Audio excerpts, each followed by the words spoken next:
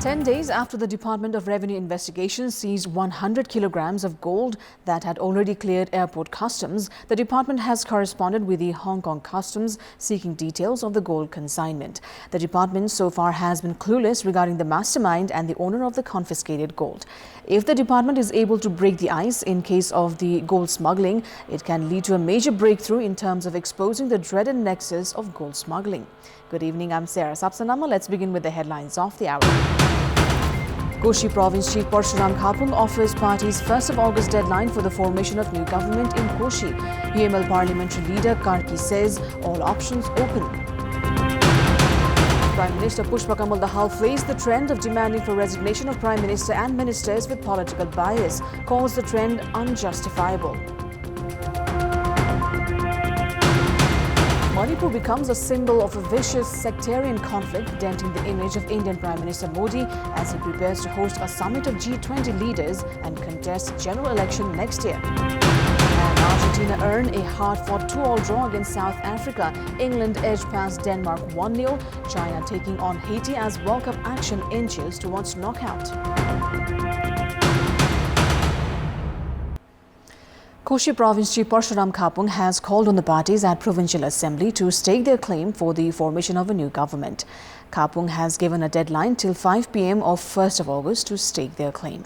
This comes after the Supreme Court scrapped the appointment of Nepali Congress's Provincial Assembly leader Uddhav Thapa as the Chief Minister. Khapung has called on candidate who can garner the support of at least 2 parties and strike a majority at the Provincial Assembly to stake their claim for the post. Former Province Chief Minister Hikmat Kumar Karki from CPN-UML had filed a writ petition at the Supreme Court saying that the appointment of Uddhav Thapa was unconstitutional. Thapa had garnered majority at the floor test after the Provincial Speaker Baburam Gautam's support, which was deemed as against the constitutional norm. The Supreme Court yesterday issued a mandamus to Koshi Province to form a new government by 2nd of August. Now, Provincial Assembly Leader of CPN-UML for Koshi Province, Hikmat Kumar Karki, who is also the province's former Chief Minister, has hinted at either collaborating with Nepali Congress to stake the claim for the post once again or field someone else, as the Province Chief Parshuram Khapung has called for parties at the Provincial Assembly to stake their claims by 1st of August. Speaking with the media after reaching Biratnagar, the provincial capital of Koshi, the former Chief Minister Karki said that his party CPN-UML was ready to weigh in on all the potential alternatives. Following Supreme Court's decision to scrap the appointment of Uddhav Thapa as the province's Chief Minister yesterday, parties have intensified their legworks for the formation of new government.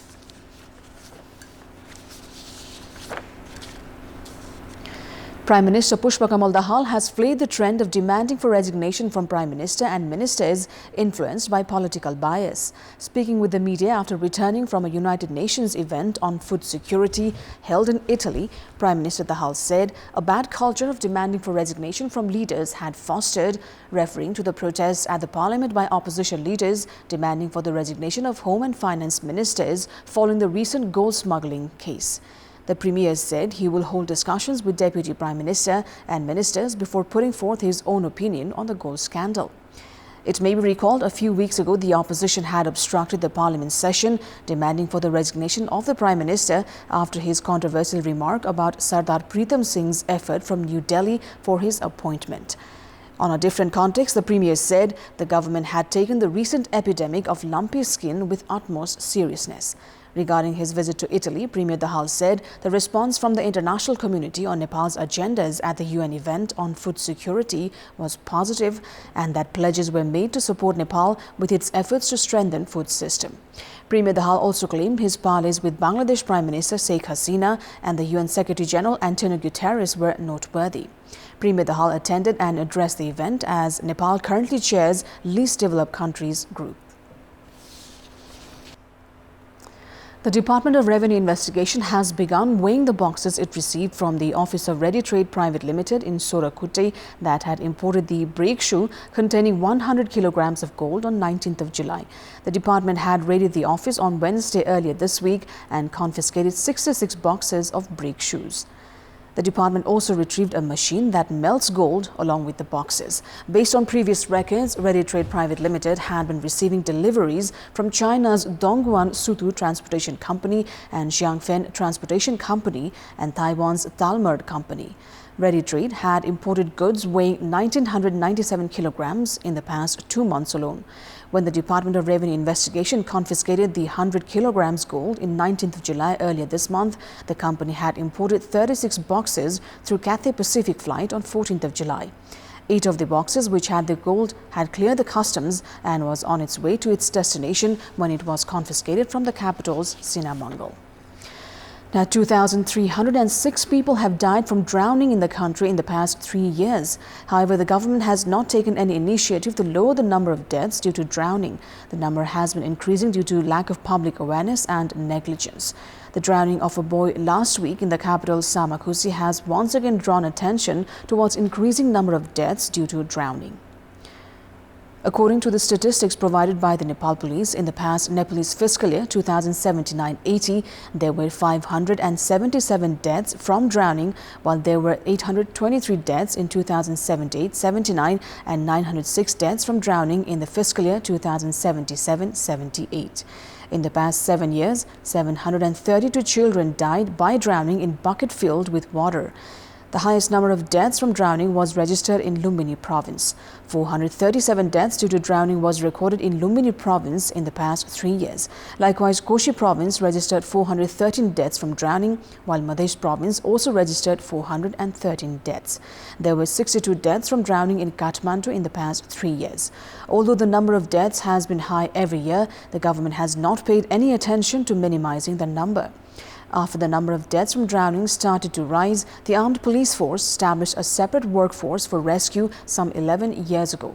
The APF has 74 rescuers who can carry out underwater rescues. However, this workforce is not enough to bring down the number of deaths caused by drowning. Experts opine that the number of deaths from drowning can be reduced if the local governments can increase public safety awareness. Farmers in Chapa have been compelled to procure vaccines for lumpy skin from India on their own, considering the lack of seriousness on part of the government in controlling the epidemic that has caused loss of millions of rupees to livestock farmers.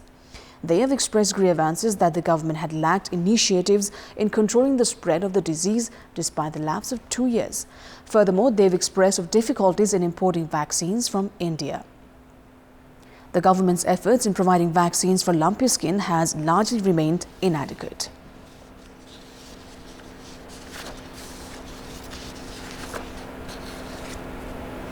It's time now for our segment Public Pulse, where you text us with your opinion.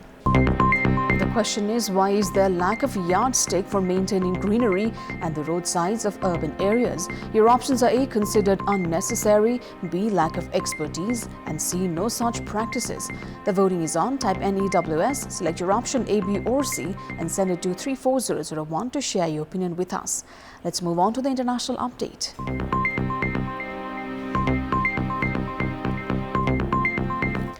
Singapore has executed first woman in nearly 20 years over 31 grams of heroin. The woman, identified as Sari Devi Binte Jamani, was hanged despite outcry from rights groups including Amnesty International. Singapore hanged the 45-year-old citizen who was caught with 31 grams of heroin, the first time the city-state has executed a woman in nearly 20 years.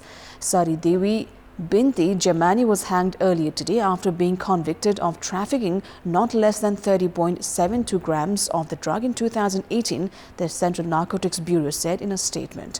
The Bureau said Jamani had been accorded full due process under the law and had access to legal counsel throughout the process. Jamani's execution proceeded despite protests from human rights groups, including Amnesty International, which argues Singapore's use of capital punishment for drug offences violates international law and does little to deter drug use. In April, a group of United Nations experts described the rate of executions in Singapore for drug offences as highly alarming and called for an immediate moratorium after claims of a 46-year-old ethnic Tamil citizen was hanged despite being denied adequate interpretation during police interrogations. Singapore has hanged 15 people, including foreigners, for drug-related offences since March 2022, when it resumed executions after a hiatus during the COVID-19 pandemic. On Wednesday, Mohd Aziz bin Hussein, who was 57 years old, was hanged for trafficking about 50 grams of heroin. The city state last executed a woman in 2004 when Yen Mei Won, a 36-year-old hairdresser, was hanged for drug trafficking. North Korea showcased nuclear-capable missiles and new attack drones in a large military parade staged in Pyongyang for leader Kim Jong-un and visiting delegations from China and Russia. The widely anticipated parade commemorated the 70th anniversary of the end of the Korean War, celebrated in North Korea as Victory Day. The country's leader Kim observed the parade with the Chinese and Russian delegations, including Russian Defense Minister Sergei Shoigu, who were the first such visitors to North Korea since the COVID-19 pandemic began. The parade put on display North Korea's latest Hwasong-17 and Hwasong-18 intercontinental ballistic missiles, which are believed to have the range to strike targets anywhere in the United States, demonstrated during the parade, as well as an underwater attack torpedoes and spy drones. In a speech at the parade, Defense Minister General Kang Soon-nam accused the United States and its allies of increasing tensions in the region. Chinese and Russian officials stood soldier to soldier with Kim Jong-un as they reviewed the country's latest nuclear-capable missiles and new attack drones. Their appearance at events with the North's nuclear missiles banned by the United Nations Security Council with Chinese and Russian support marked a contrast with previous years when Beijing and Moscow sought to distance themselves from their neighbors' nuclear weapons and ballistic missile development.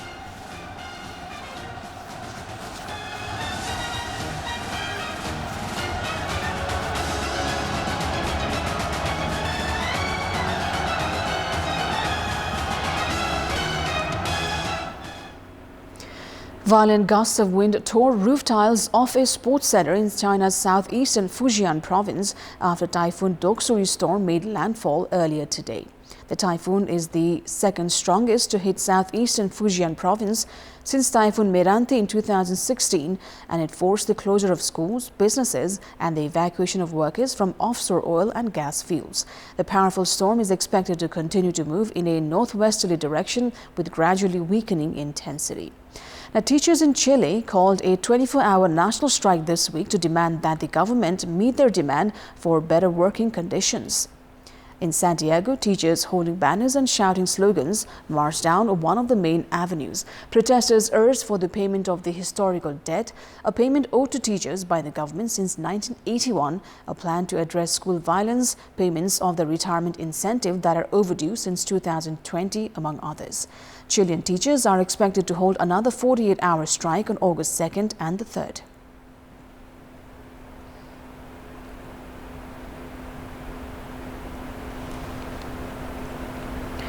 The remains of a German mountain climber who disappeared while hiking along a glacier near Switzerland's iconic Matterhorn mountain in 1986 have been recovered, as melting glaciers have caused the re-emergence of bodies and objects thought to be long lost. The grisly discovery was made on July 12th by climbers hiking along the Theodul Glacier in Zermatt. DNA analysis helped identify the mountain climber who had been missing since 1986. Shrinking glaciers due to climate change have led to the discovery of bodies of climbers who disappeared over the last decades. That is all for the moment. Thank you for watching. Bye for now.